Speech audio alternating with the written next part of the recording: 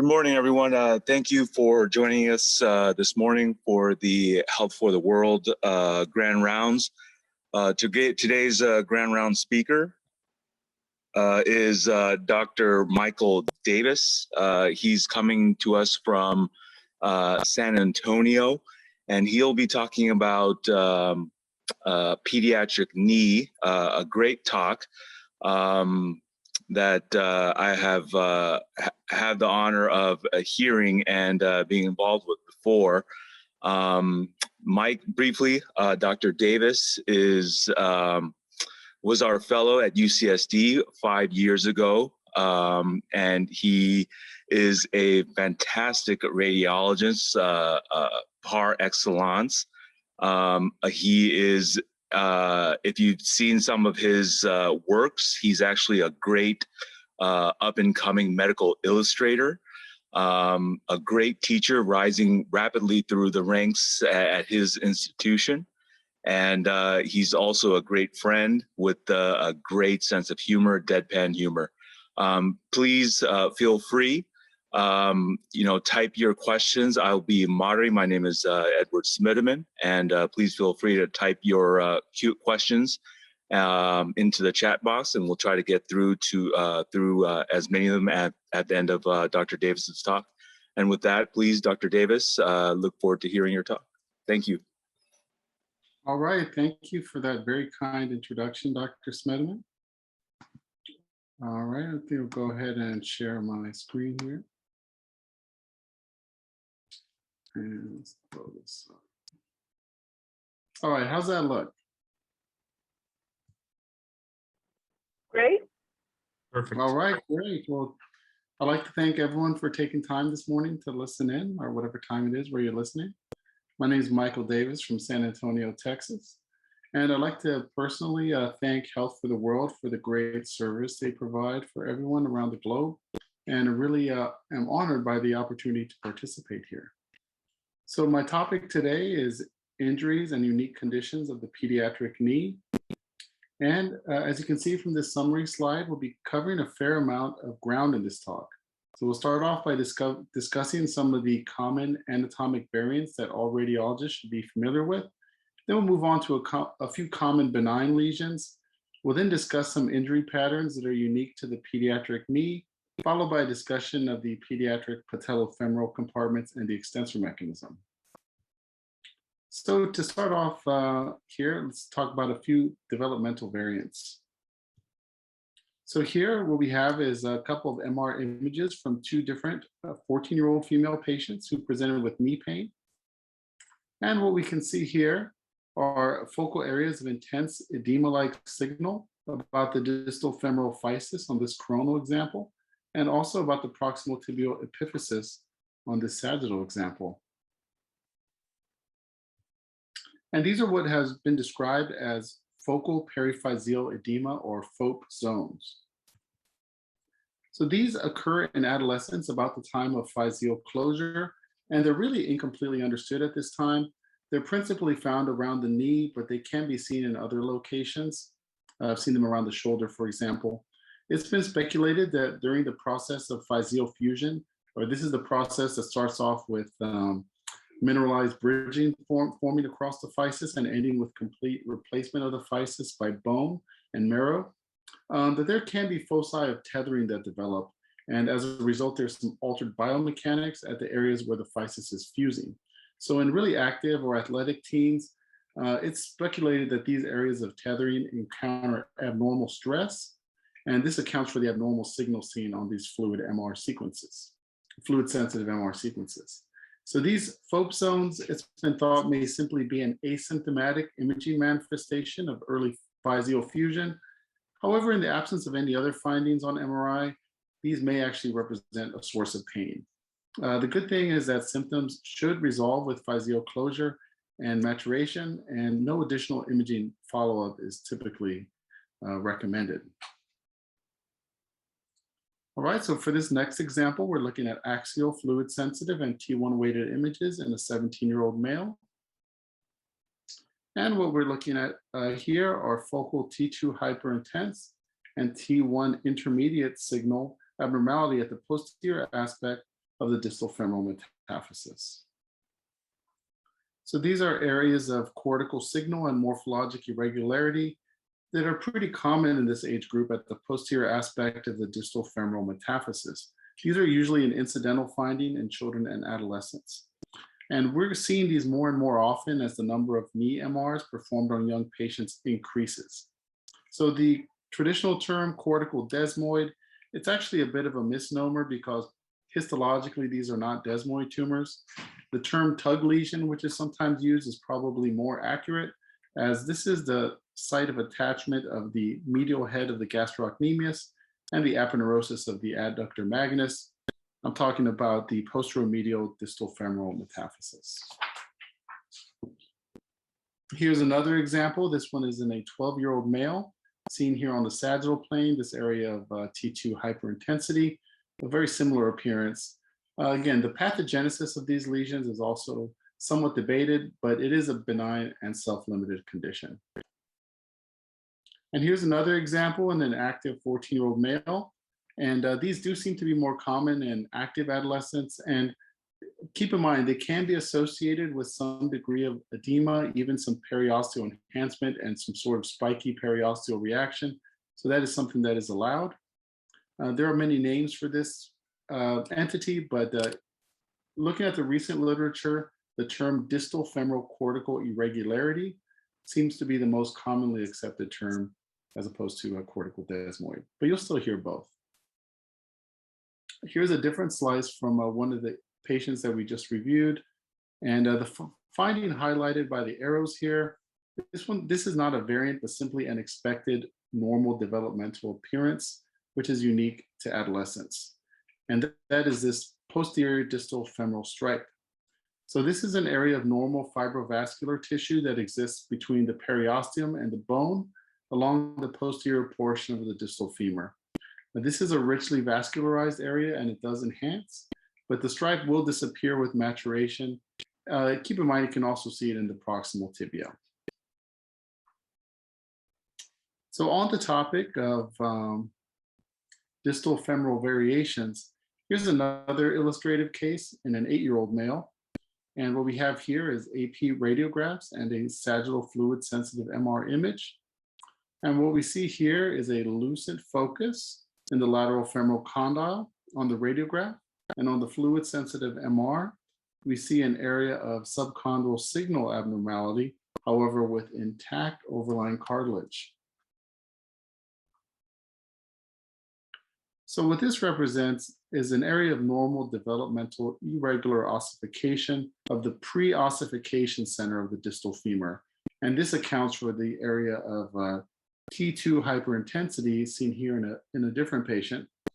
And what's going on is as the bony epiphysis enlarges by a process called enchondral ossification, the margins may appear irregular and simulate an OCD lesion. Note, however, that the cartilage in these cases is intact.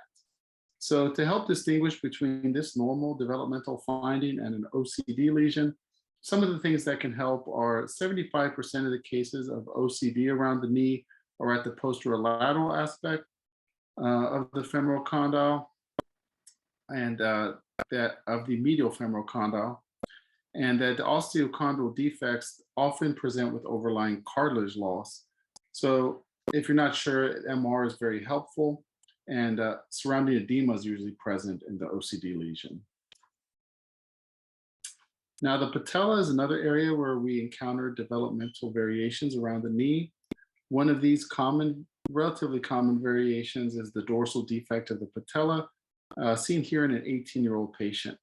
These axial images demonstrate a rounded defect of the superolateral patella. It has a sclerotic margin and some surrounding edema. So this is another variant of ossification. It's present in about 1% of the population, and it's thought that of those 1%, 1% of those will be symptomatic. So this is typically located at the superolateral aspect of the patella at the articular surface.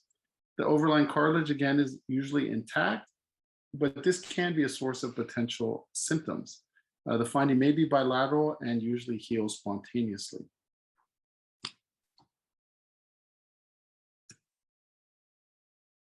Another incidental finding in the patella is the bipartite patella. This has also been reported in about 1 to 2% of patients and can also rarely be symptomatic. The key differential for a bipartite patella is a patellar fracture, of course. Some of the differentiating factors, intact hyaline cartilage overlying the synchondrosis in the bipartite patella is a helpful finding. When these are symptomatic, it's thought to be caused by movement at that synchondrosis. Sometimes, for example, in an adult, the adult may fall on their knee and disrupt the synchondrosis, or an active adolescent may see a lot of movement there due to strenuous activity. When we get an MR, edema around the synchondrosis is a clue that this may be the source of pain. Here's the common classification system for bipartite patella. And I just want to highlight that the vast majority of the fragments are located at the superlateral corner of the patella. So when you see that, you should suspect a bipartite patella. There was one author that had a theory about a common developmental origin of the dorsal defect of the patella and the bipartite patella. And the theory is that the initial cause is an insult or a traction injury caused by the powerful vastus lateralis muscle attaching at that superlateral corner. This is the strongest extensor muscle. So the theory here is that the stress injury of the cartilaginous precursor of the patella can lead to either a bipartite patella or a dorsal defect, depending on the patient's age at the time of the insult. All right, our next case, this is a 10-year-old female patient with knee pain for 3 months.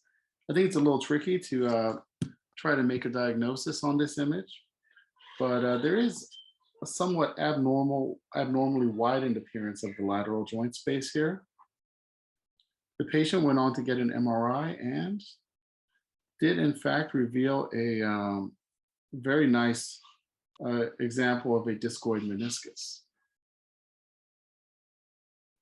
So discoid meniscus is the most common meniscal variant in children, and it represents a spectrum of meniscal disorders of shape and stability. A width of more than 15 millimeters is typically seen, and it almost always affects the lateral meniscus. It can be bilateral in about 20% of patients, and it clinically can be asymptomatic, but when it presents clinically, it may present with pain, snapping, and locking symptoms. So this illustration of a discoid meniscus, I want to highlight, here's a lateral meniscus, and I want to highlight the normal posterior attachments of the lateral meniscus illustrated here. So the lateral meniscus lacks the sort of tight capsular attachment that the medial meniscus has. So it's a little bit more mobile. Posteriorly, the lateral meniscus is anchored in place by 3 popliteomeniscal fascicles. 2 of them are illustrated here, as well as the meniscotibial ligament and the ligament of Rissberg, which is a meniscofemoral ligament that runs posterior to the PCL. And here's a MRI from one of our adolescent patients that nicely shows these popliteomeniscal fascicles that stabilize the meniscus posteriorly. And most patients have 3 of them. There's an antero-inferior popliteomeniscal fascicle, posterior-superior, and posterior-inferior. So there is some variation in this. And here are some beautiful corresponding dissection images from a Resnick paper from 2007. So the Watanabe classification is the most commonly used classification system to describe the variants of discoid menisci. Type 1 is what we most commonly see. This is the complete type. And by complete, I mean the meniscus covers the entire tibial plateau. It also has a normal posterior attachments. The type 2 is a partial discoid variant in which the meniscus covers part of the tibial plateau. It doesn't quite make it all the way across. And it does also have the expected posterior attachments. Type 3, you may have heard of it as the Rissberg variant of a discoid meniscus. And the characteristic feature here is the absence of the normal posterior attachments. such that the posterior horn is only stabilized by that Rissberg ligament. So that's what gives it the name. These are hypermobile and will sometimes present initially as a completely flipped meniscus. So I would recommend when you're evaluating the discoid meniscus, always scrutinize the posterior horn and look for those normal posterior attachments or the lack thereof.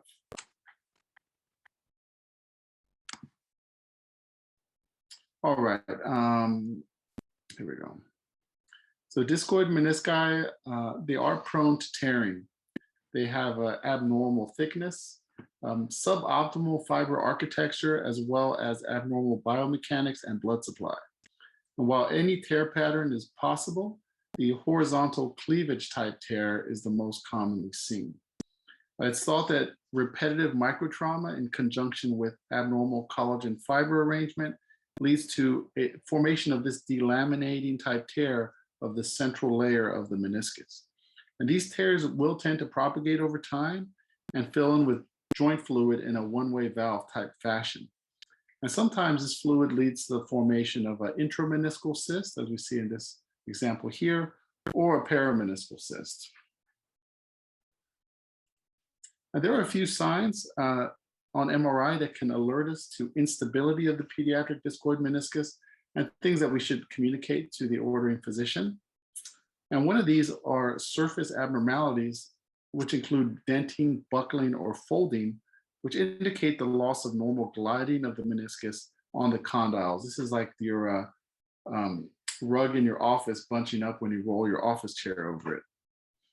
And a meniscal megahorn is basically the extreme or more dramatic example of shape deformation that occurs with abnormal gliding and uneven load distribution.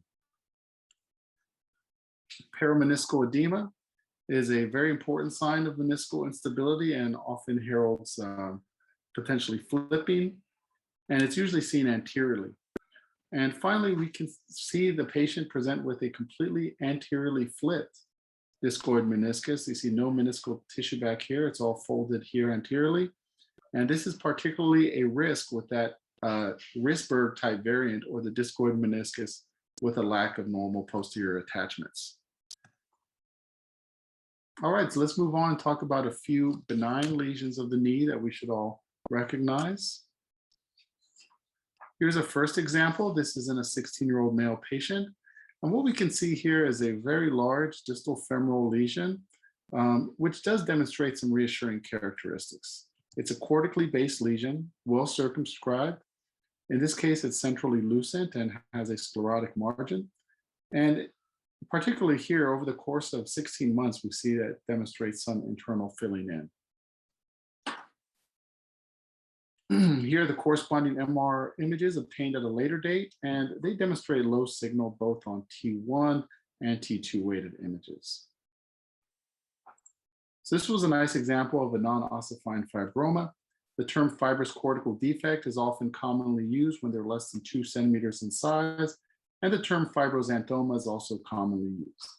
These are commonly seen incidental don't touch lesions. And some of the useful characteristics of these lesions are that they're well-defined, cortically based, unilocular or lobulated in appearance, and without associated lesional edema. Keep in mind that newer lesions may show some higher T2 signal, while the older involuting lesions, like the one we first showed, can show low signal on all sequences. When they are large enough, however, it is possible for a pathologic fracture to occur, which we do see from time to time. Another common benign lesion around the knee is an osteochondroma. These lesions are typically metaphyseal in location. They point away from the joint, like we see here, and they can be pedunculated, such as in this example, but they can also be sessile in morphology or even cauliflower shaped. These corresponding MR images show two of the important characteristics, which are the medullary continuity between the central marrow space and the lesion itself, as well as the presence of a thin cartilage cap. That cartilage cap can become thicker over time, and a thickness greater than 1.5 centimeters, maybe some people say 2 centimeters, raises suspicion for malignant degeneration. When these are associated, when these are multiple, they're associated with hereditary multiple exostosis, also called hereditary multiple osteochondromas.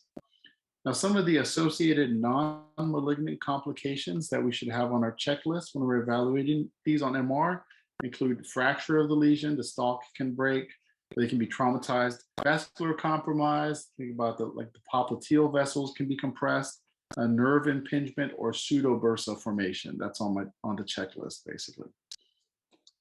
Here's another example. This is a sessile or broad-based osteochondroma, and here is a patient with multiple osteochondromas in the setting of hereditary multiple exostosis.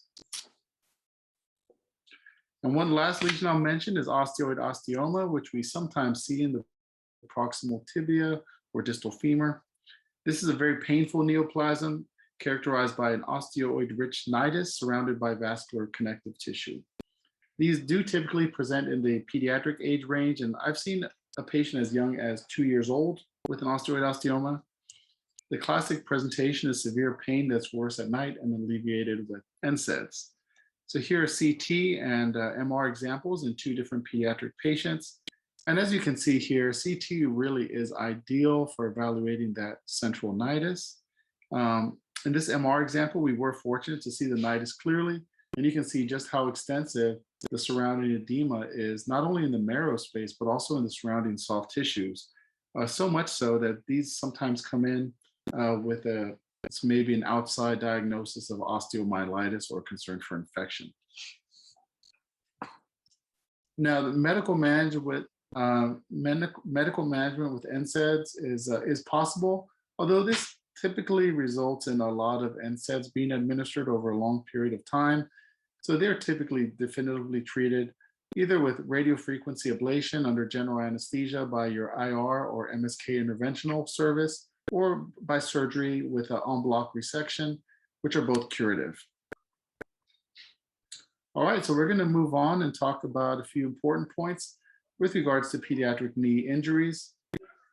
These images here are meant to highlight the fact that that MR imaging of the pediatric athlete is becoming more and more important as kids are entering sports at an earlier age, increasingly participating during puberty, and really seeing an overall increase in competitiveness and intensity of competition. And this has led to an increase in sports injuries and imaging. So let's start off with a radiograph. This was a 17-year-old female patient who sustained a knee injury while playing soccer. Now, there are a couple of important radiographic findings, which I try to teach our residents to look for. And in this case, those findings are the presence of a large knee joint effusion, as well as this focal indentation at the lateral condylopatellar sulcus, also known as a deep notch or sulcus sign. And as expected, the MR images showed a complete disruption of the ACL, as well as the characteristic marrow contusion pattern that we see with a pivot shift type injury.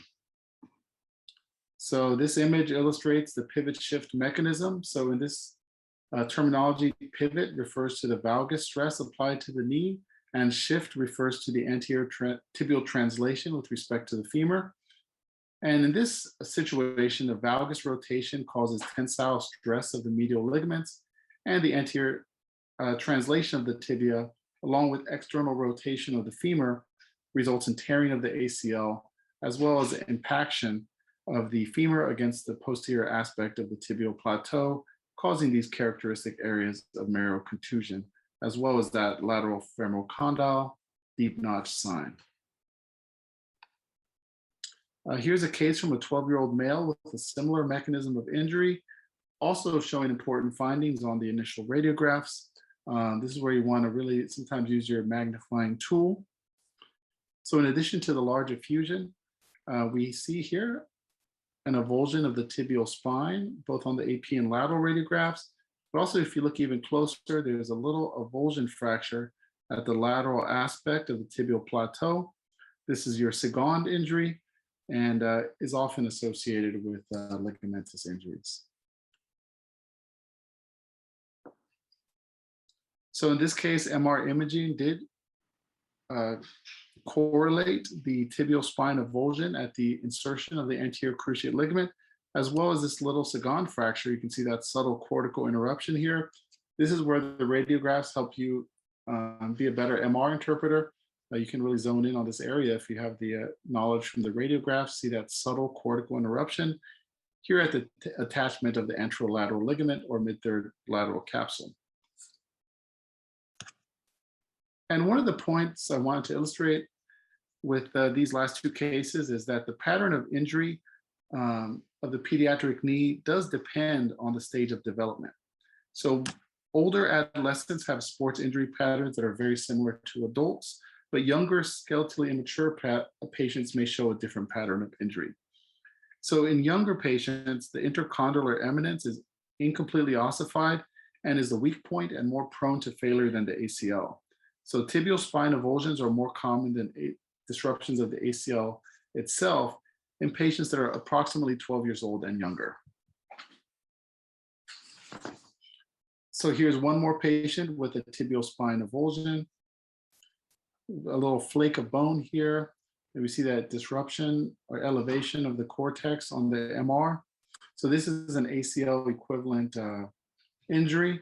And take-home point here is to scrutinize on your coronal sequence these far anterior attachment fibers of the ACL so you don't miss this specific injury. So at this point, I'd like to talk a little bit more about Physeal injuries. So I'll briefly mention the Salter-Harris classification. There's, of course, a helpful mnemonic to help you remember the general concepts. I'll just mention here that the Salter-Harris type 2 injuries, which involve the physis and the metaphysis, are the most common, and they account for about 75% of Physeal injuries. They have a good prognosis. Just very quickly, here's a histologic image of the epiphyseal cartilage from the literature. There is a weak point or point of failure called the hypertrophic zone. All right, so keeping on this topic of Physeal injury, here's an example of a 10-year-old male. He actually had both of his knees imaged at the same time, so we have a good internal control here. Patient suffered a fall. Fat-suppressed T2 weighted images demonstrate here a Salter-Harris type 1 fracture through the proximal tibial physis, in this case characterized by abnormal widening and signal intensity, which you can see compared to the normal knee, or the distal femoral physis. So prior to skeletal maturation, the physis is the weak point in the skeleton. And after skeletal maturity, we tend to see more of these adult type ligamentous injuries. Here's another pattern of Physeal injury that we should recognize, and it's the pattern of stress or overuse injury as opposed to a single traumatic event. So here is a single MR image. This was from a 12-year-old female gymnast who suffered a hyperextension injury to her knee and just sort of had chronic knee pain. Now keep in mind the physis should remain relatively uniform in thickness throughout maturation. So this focal thickening of the physis, as we see here, is indicative of disruption of the normal endochondral ossification and signals a chronic stress injury.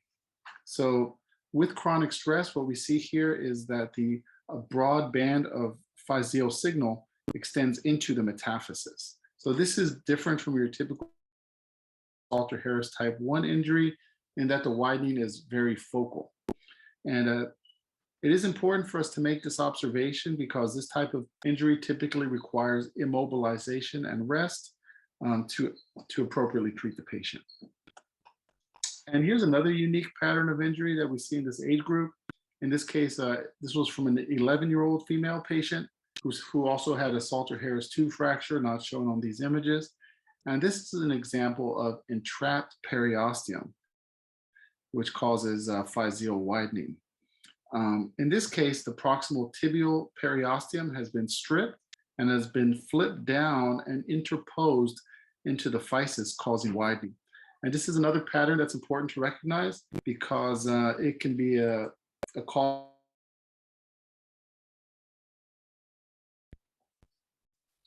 And here's a very interesting variation on the theme. Sometimes other structures can be interposed within the physis or entrapped.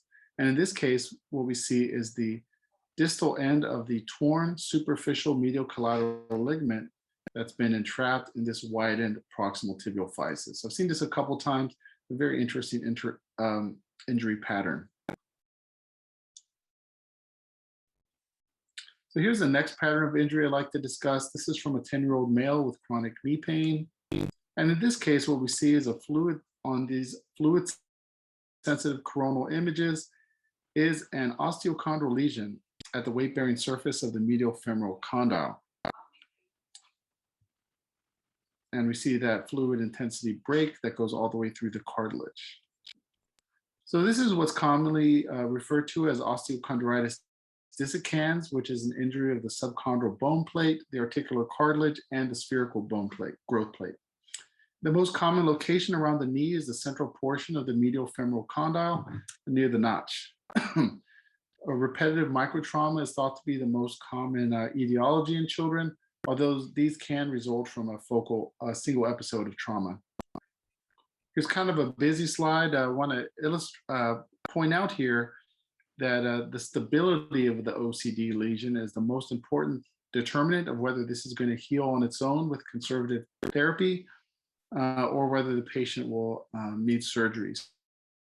So there are some imaging characteristics that we can highlight on MRI that will help the surgeon decide whether this is an unstable or a stable lesion. The rules are a little bit different in juvenile versus adult OCD lesions, but this is a flow chart from the literature, and some of the findings I want to highlight that we should communicate include a fluid intensity rim surrounding the lesion. We should look for that. Multiple breaks in the subchondral bone plate is an important finding, and a second outer T2 rim with low signal. The presence of multiple or large cysts is also an important relevant finding. So it's thought that a combination of the first three signs has a very high sensitivity and specificity for an unstable lesion requiring treatment. Now, there was a very interesting article by Hendy et al. In the orthopedic sports literature describing his clinical experience and a correlation with MRI.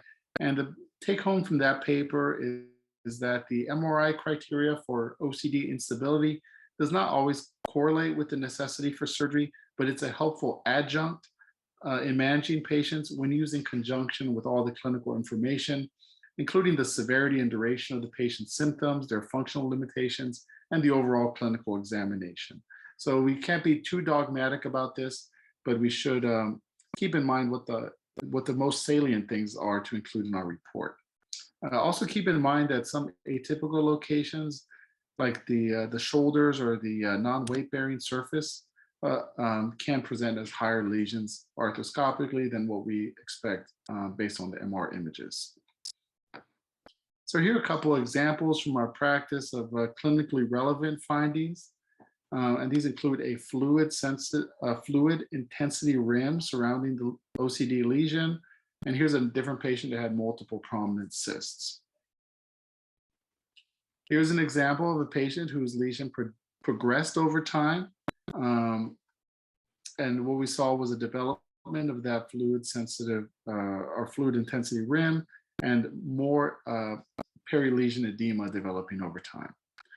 Now, based on these two images, it's very hard to tease out the presence of a in situ fragment. But here are the corresponding radiographs from the same patient at these time points.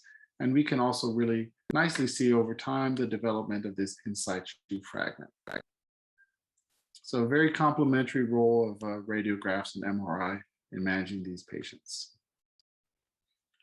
And here's a kind of a very dramatic lesion, a dramatic example in an atypical location. So here's a very widely displaced osteochondral fragment arising from the trochlea. So I showed some advanced cases, but in general, the juvenile OCD lesions do have a much better prognosis than the adult OCD lesions with higher rates of spontaneous healing. And here, this image is just to give you an idea of the timeline of when skeletal maturity takes place around the knee. The distal femoral physis fuses between ages 14 to 16 in females and 16 to 18 in males. The proximal tibial physis fuses around age 13 to 15 in females and 15 to 19 in males. And the tibiotubercle apophysis appears around age 8 and fuses by about age 17. So I would like to briefly mention, since we're talking about this area, the difference between an epiphysis and an apophysis. So an epiphysis is an expanded articular end of the bone, and at the end of a long bone, which develops from a secondary ossification center, and it contributes to the overall lengthening of the bone. And it's separated from the metaphysis by a physis, like the typical cartoon type of a bone that we see here. And apophysis is kind of like a unique form of an epiphysis, in that while it's also separated from the underlying bone by a physis, it's actually more like an outgrowth and doesn't contribute to lengthening of the bone. Instead, it typically serves as an attachment for ligaments. You know, we think about all those apophyses around the pelvis that have the characteristic avulsion injuries that we all memorized. And in the knee, the relevant apophysis is the tibial tubercle apophysis. And this, of course, serves as the attachment for the patellar tendon.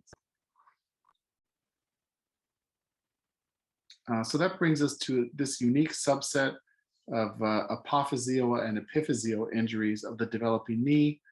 And these are these tibial tuberosity fractures. These are most common in adolescents, ages around 13 to 16, given the maturation timeline on the previous slide. And they're more common in boys and caused by active extension in jumping sports, such as basketball and volleyball, most commonly. So this image here sort of illustrates the relationship between the epiphyseal plate and the tibial tubercle apophysis and the tibial epiphysis. So there's a grading system for these types of fractures that involve the tibial tubercle, and this is called the Ogden classification. And this just basically helps communicate the severity of the injury and help guide treatment. But the only ones that are really treated clinically or conservatively are the type 1 injuries sometimes. So the type 1 injuries are fractures confined to the tibial tubercle near the attachment of the patellar tendon or patellar ligament, some people say. These may be treated non-operatively sometimes, but types 2 through 4 are basically always treated operatively. Type 2 fractures propagate between the ossification center of the apophysis and up against the epiphysis. The type 3 injuries actually extend into the knee joint itself, and the type 4 fractures will actually propagate posteriorly through the entire proximal tibial physis. Here's just the same information in a chart form. There is an A and B modifier for displaced versus non-displaced variants. So it's usually the non-displaced type 1s that may be treated conservatively. So here's an example of a displaced Ogden type 1 injury, basically an avulsion of the tibial tubercle. Here's an example of a type 3 injury with the CT correlation showing the involvement of the tibial tubercle, also the epiphysis, and extending into the joint itself. So I found that the 3D or CT with also the 3D images is very useful for characterizing this particular type of injury. And the type 4 injury, I think MR is very helpful. Here's a type 4 injury, extends along the posteriorly through the proximal tibial physis. And it's kind of hard to identify on these radiographs. Maybe you see a little cortical interruption here, but the MR fluid sensitive images really nicely show the propagation of this injury posteriorly. All right, so we're already to the final part of the talk. And what I'd like to discuss here are a few more topics relating to the patellofemoral joint and the extensor mechanism, which I think are very important for if you're interpreting a lot of PEDS knee MR. So again, let's start with a radiograph. And I really like the lateral radiographs. And there are a couple important imaging characteristics on this one as well. So take a moment to review this image and formulate your thoughts.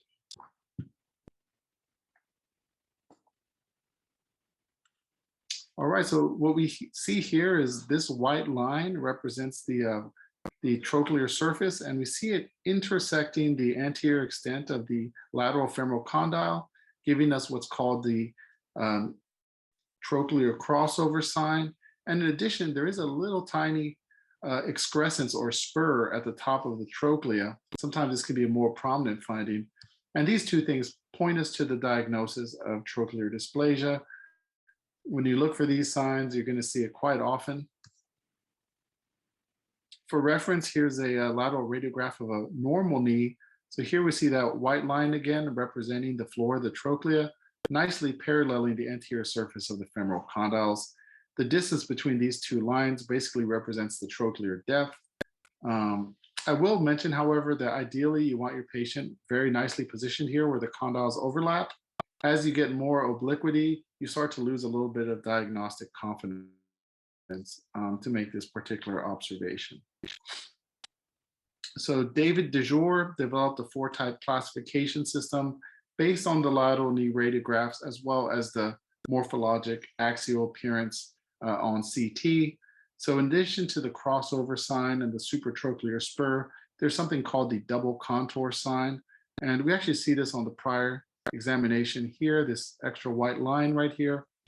And what that means is that the medial aspect of the trochlea is hypoplastic compared to the lateral trochlea. So when you look at it sort of from a lateral perspective, you'll see two different levels, and that gives you that extra white line. So that this classification system is not necessarily used very much by the orthopedic surgeons, but it is somewhat informative. Here's an example of a type C morphology with that very underdeveloped medial condyle and patellar subluxation. We see this all the time. And type D is that sort of very uncommon cliff type conformation. Just wanted to include this nice image. All right, so this image is kind of like your boards type scenario where you get one image or ask what's the mechanism of injury. And what we see here are some of the hallmarks of a recent lateral patellar dislocation. So we see the characteristic areas of bone marrow contusion involving the medial aspect of the patella. This can be an osteochondral fracture, as well as injury of the lateral aspect of the distal femur. And in this patient, some tearing of the medial retinacula as well. Now, these patients will typically come in with the dislocation reduced at the time of imaging, or essentially always.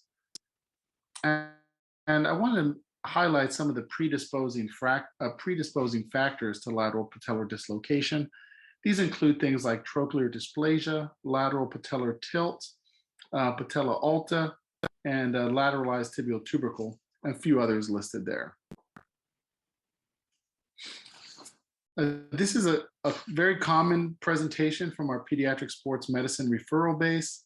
And while we are able to pretty quickly make the diagnosis of a recent lateral patellar dislocation just from the contusion pattern, in order to provide a really kind of complete and helpful report, I do use sort of a mental checklist to evaluate for a lot of the important sequelae of the dislocation. And these include, of course, the contusions that we talked about. I like to describe the extent of the medial retinacular complex injuries, which can occur at the patellar and or the femoral attachments. And we have to scrutinize the cartilage. In this case, we have a very beautifully seen cartilage fragment floating in the effusion, and hemarthrosis, or the MR equivalent of the hematocrit effects. Now, in addition to the acute traumatic findings, it is important to evaluate the underlying chronic predisposing issues that may need to be addressed surgically, as many of these patients do have underlying trochlear dysplasia. So it is important to talk about the acute abnormalities as well as things like trochlear dysplasia and patella alta. And keep in mind, of course, that in the acute setting, the degree of patellar tilt and translation is going to be exaggerated due to the presence of the large joint effusion. The patella kind of floats away to some extent. But we do always throw in the TT-TG distance, but a detailed description of all the other numerous measurements is a little beyond the focus of this talk. All right, so to conclude, I'd just like to cover a couple more conditions of the pediatric extensor mechanism. Here is a lateral radiograph in an 11-year-old male with knee pain. If you look closely, you can see a very tiny avulsed fracture fragment at the inferior patellar pole, a very subtle finding there. But the MR was very helpful. It shows this curvilinear osteochondral fracture extending along the cartilage bone interface and this nearly completely ossified patella. So this is what we call a patellar sleeve avulsion fracture, and we typically see this between age 8 and 12. It's called a patellar sleeve injury because it's a separation of the so-called cartilage sleeve that surrounds the ossifying patella, and there's often a small bone fragment that comes with this. This injury typically occurs in active patients, and it's caused by contraction of the quadriceps muscle on a flexed knee. So here's obviously a much less subtle example with a wide displacement. Most of these, even the minimally displaced ones, will require operative fixation. This more subtle cases may require MR to make the diagnosis. And the complication of not making this diagnosis and treating it can include patella alta, extensor lag, and quadriceps muscle atrophy. Here's a companion case, a 10-year-old male patient. The lateral radiograph shows a very distinct ossicle at the inferior patellar pole, and the sagittal fluid-sensitive MR demonstrates some marrow edema around that ossicle. So this is an example of Sinding-Larsen-Johansson, which is a chronic avulsive injury at the inferior patellar pole caused by repetitive microtrauma in active children. There can be an acute on chronic component of this. So there is to some extent a continuum of acute to chronic traction between the patellar sleeve avulsion and the chronic Sinding-Larsen-Johansson type injuries. So it's not completely one or the other. Here's another almost identical case. There's a little bit more thickening of the patellar tendon here. And here's a late stage when this is healed. Sometimes we see this elongated inferior patellar pole appearance. All right, just so the last couple slides here. This was a 13-year-old male with tibial tubercle pain and tenderness accentuated by palpation. The lateral x-ray shows a very tiny ossific fragment. I'm not sure if that projects very well, but you can see there is some soft tissue thickening here and thickening of the distal patellar tendon shadow. So this is a nice example of Osgood-Schlatter disease. Here's the image from the corresponding MR in the same patient. And here we see edema in the deep infrapatellar bursa and some retraction of the tendon fibers attached to this fragment that is very subtle here and impossible to see on the MRI. But the MRI does give us that superior soft tissue resolution and shows this tearing right here of the ligament. And there's also quite a bit of regional bone marrow edema here, which illustrates that this can be quite a painful condition. So Osgood-Schlatter is a chronic traction injury of the patellar tendon attachment at the tibial tuberosity, and it's analogous to Sinding-Larsen-Johansson injury at the inferior patellar pole. It most commonly occurs between ages 10 to 15 in boys and 8 to 13 in girls, and it can be bilateral in 20 to 30% of cases. Some of the symptoms include point tenderness at the inferior patellar pole and focal edema. It's also typically a self-limited condition. There is a nice example I recommend everyone look at by Hirano et al., which describes Osgood-Schlatter as occurring in 4 distinct stages. In the early stage, there can be quite extensive regional marrow edema in the apophysis, as well as extending into the epiphysis. The progressive stage is illustrated by this tear through the secondary ossification center. We can see as a cleft or a distinct ossicle on the radiographs. And there's also inflammation of the distal patellar tendon and extensive fluid around here. Then we get into more the terminal phase. This is the hallmark here is fragmentation, distinct ossicle getting pulled superiorly and separated. And finally, in the healing phase, we see ossification of the fibrocartilage bridging the gap. And here's another example of a patient showing progression between the progressive phase and the eventual healing phase with this bridging here, decrease in the edema. So here are a couple take-home points. Very important to recognize the anatomic variants, incidental findings, and benign lesions. Keep in mind the injury patterns of skeletally immature patients and older adolescents and adults differ. We talked about juvenile and adult OCD lesions, which have different criteria for instability. And we talked a little bit about the pediatric patellofemoral injuries and instability, and the importance of having sort of a systematic approach and knowledge of the anatomy. So with that, I'd like to thank you so much for your kind attention and for the opportunity to present to you today. I do prepare some educational content and share it on my educational Instagram, if you'd be kind enough to follow there. And again, I'd like to thank you all very much.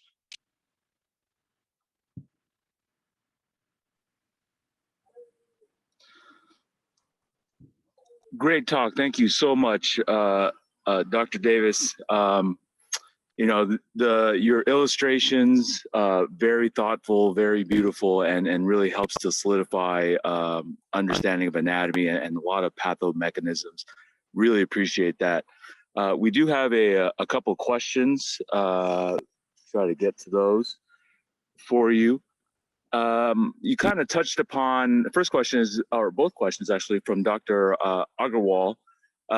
How do you differentiate, you maybe kind of touched upon the pathomechanism, but how do you differentiate between FOPE and from a Physeal injury, like a chronic stress injury at the physis? Mm-hmm. So I think for me, it's really a morphologic thing. The FOPE, you know, as you see these as well, has almost like a starburst type of appearance, very intense and very focal.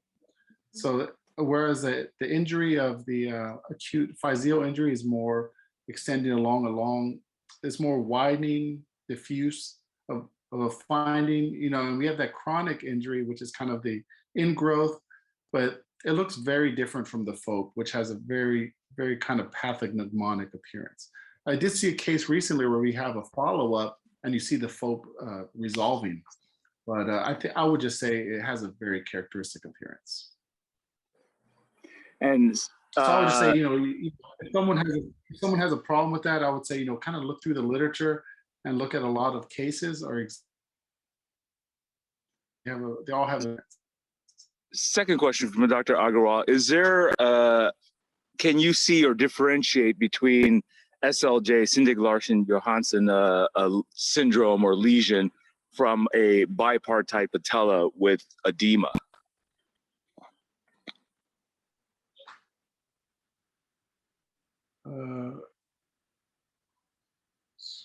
I think, you know, first of all, you know, that'll be a very uncommon situation, an uncommon location for the bipartite patella. Let me see, that would be, you know, I guess you do have like that 5% that are at the inferior pole, but I would say essentially you would probably treat it the same way, which would probably be, you know, you just described the amount of inflammation of the tendon, regional edema, but the radiographs will give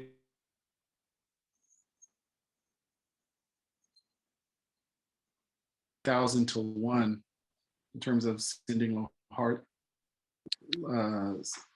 SLJ versus a symptomatic bipartite patella in that location. But maybe if he's got some examples of that, you know, I would love to see it. Probably be a unique case, maybe reportable. Thank you, Dr. Davis. I actually have a question. Images are, of course, you know, if you have old images showing that bipartite fragment has been there over years, and then it was acutely injured, that'll be perfect. And another question, this one from Dr. Dowda, are you able to confidently diagnose Osgood-Schlatter disease on X-ray, or do you need MRI? Yeah, I don't think you need MRI. MRI, I think it's really a clinical diagnosis, to be quite honest. X-rays can give you an idea of whether there's fragmentation or separation, or simply edema around a soft tissue edema around the patellar tendon. Sometimes they order MRI. We don't recommend it, but sometimes they do. And when they do, we can give a little bit more information about the sort of stage of it and the extent of it.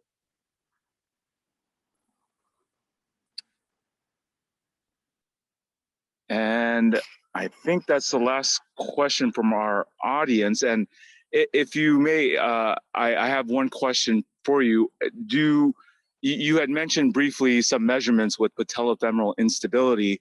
Are there certain measurements that your orthopedist asking from you from their studies? And thank you again for a beautiful talk. Mm-hmm. Yeah, oh, thanks so much. Very kind words. I think you just want to be very flexible. Some orthopedic surgeons are very dogmatic or very particular about what they like. What I tend to see the most is TTTG measurements. There's some orthopedic surgeons that literally want a TTTG on every single knee. So I'm happy to provide that. The importance of the TTTG is it gives you an idea of the lateralization of the tibial tubercle with respect to the femoral trochlea. And that's linked to patellar instability, and that you get that lateral force vector the more it's lateralized. And the reason that's important is because sometimes they'll decide to do a medialization surgery or an osteotomy of the tibial tubercle. So very often I will include a TTTG in the patients that have shallow trochlear morphology or come in with a dislocation. Other things they'll ask for, maybe a sulcus angle, lateral trochlear inclination. If they ask for these things, I'm happy to throw those measurements on there. I'm a radiologist that tends to measure less, but I want to keep people happy. So whatever they ask for, I'm happy to add that.